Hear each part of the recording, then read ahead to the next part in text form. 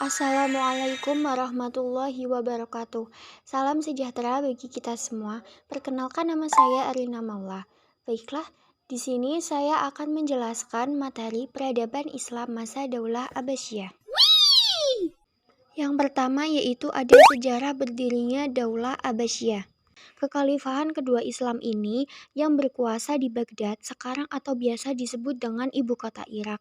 Nama Daulah Abbasiyah diambil karena para pendirinya dan penguasanya adalah keturunan Al-Abbas, yaitu paman dari Nabi Muhammad SAW.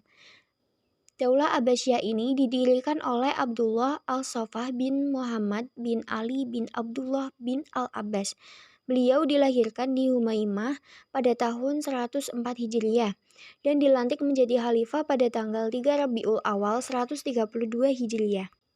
Daulah Abbasiyah ini berkuasa pada tahun 132 Hijriah atau 750 Masehi sampai 656 Hijriah atau 1258 Masehi.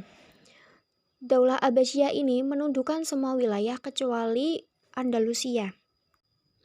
Pada abad ke-7 terjadi pemberontakan, yakni perang antara pasukan Abdul Abbas melawan pasukan Marwan ibn Muhammad, yaitu Marwan ini dari Daulah Bani Umayyah, yang akhirnya dimenangkan oleh pasukan Abdul Abbas. Dengan jatuhnya Syria, berakhirlah riwayat Daulah Bani Umayyah dan bersama itu bangkitlah kekuasaan Daulah Abbasiyah. Pergantiannya bukan saja dari daulah, namun sampai struktur sosial dan ideologinya. Periodisasi Daulah Abbasiyah. Yang pertama yaitu masa Abbasiyah I, ditandai dengan lahirnya Daulah Abbasiyah pada tahun 132 Hijriah atau 750 Masehi sampai wafatnya Khalifah Al-Wastiq tahun 232 Hijriah atau 847 Masehi.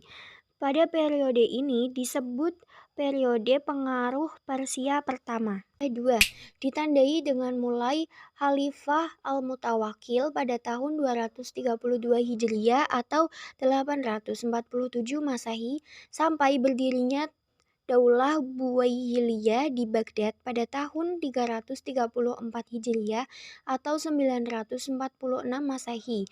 Pada periode ini biasa disebut dengan masa pengaruh Turki pertama.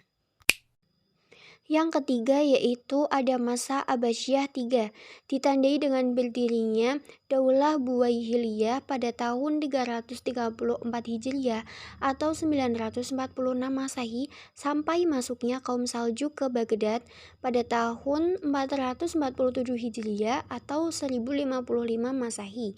Pada periode ini biasa disebut dengan masa pengaruh Persia kedua. Lanjut yang keempat, yaitu masa Abbasiyah IV. Ditandai dengan masuknya orang-orang Saljuk ke Baghdad pada tahun 447 Hijriah atau 1055 Masehi sampai jatuhnya kota Baghdad ke tangan bangsa Mongol di bawah pimpinan Hulagu Khan pada tahun 656 Hijriah atau 1258 Masehi yang biasa disebut dengan masa pengaruh Turki kedua. Serangan bangsa Mongol yang dipimpin Hulagu pada masa kepemimpinan Al-Mutawasim Billah. Peperangan ini berlangsung selama 40 hari. Khalifah Al-Mutawasim pada akhirnya terbunuh. Dampaknya Muslim tidak memiliki khalifah kurang lebih 3,5 tahun. Sampai kemudian kekhalifahan di Mesir yaitu Muntasir yang diangkat sebagai khalifah pertama Bani Abbasiyah di Mesir, yang merupakan keturunan yang berhasil meloloskan diri. Pembahasan selanjutnya yaitu ada kemajuan Daulah Abbasiyah yang dikenal sebagai Golden Age atau peradaban emas kebudayaan dan peradaban Islam. Yang pertama yaitu ada kemajuan administrasi pemerintahan dan militer. Bidang administrasi pemerintahan dan militer pada masa Khalifah Al-Mansur yaitu membuat administrasi pemerintahan. Yang kedua yaitu Khalifah Al-Mahdi membuat Dewan Korespondensasi atau kearsipan, kata lainnya yaitu Diwanul Rasail. dan Departemen Pertahanan dan Keamanan. Yang kedua yaitu ada kemajuan bidang sosial, ekonomi, dan budaya. Perekonomiannya digerakkan oleh perdagangan dan pertanian. Daulah Abbasiyah sudah mengenal dinar. Pada khalifah yang menerbitkannya yaitu Abu al-Abbas Abdullah bin Muhammad. Yang ketiga yaitu ada kemajuan bidang ilmu pengetahuan, seperti ada tempat-tempat belajar. Contohnya yaitu yang pertama ada kutab, tingkat rendah sampai menengah. Lalu ada masjid, tingkatnya lebih tinggi. Lalu ada majelis muhadharah, bertemunya ulama. Lalu ada darul hikmah, perpustakaan, dan terakhir yaitu madrasah. Lalu yang kedua yaitu ada pusat-pusat ilmu pengetahuan.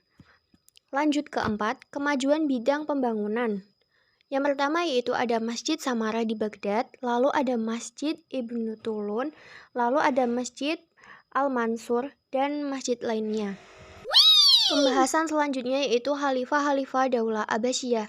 Berikut nama-nama khalifah yang berhasil membawa Bani Abbasiyah menuju masa gemilang. Yaitu yang pertama ada Al-Mahdi yang berkuasa 775 sampai 785 Masehi. Yang kedua yaitu ada Al-Hadi pada masa 775 sampai 786 Masehi. Yang ketiga ada Harun ar-Rasyid pada tahun 786 sampai 809 Masehi. Lanjut ada Al-Ma'mun pada tahun 813 sampai 833 Masehi. Ada Al-Mu'tasim pada tahun 833 sampai 842 Masehi. Ada Al-Wastik pada tahun 842 sampai 847 Masehi. Dan yang terakhir ada Al-Mutawakkil pada tahun 847 sampai 861 Masehi. Lanjut pembahasan yang terakhir yaitu ada masa kemunduran dan kehancuran Daulah Abbasiyah.